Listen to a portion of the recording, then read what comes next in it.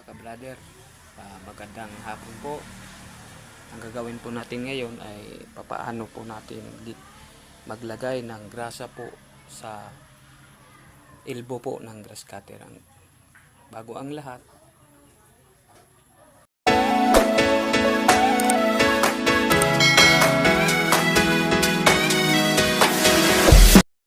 bago po ang lahat ay kukuha po tayo ng allen wrench. Tapos tanggalin po natin itong dalawang bolt po dito nasa po. Yan.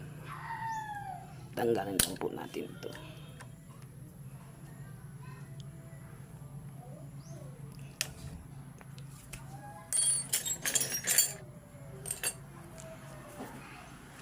Ayaw pumasok.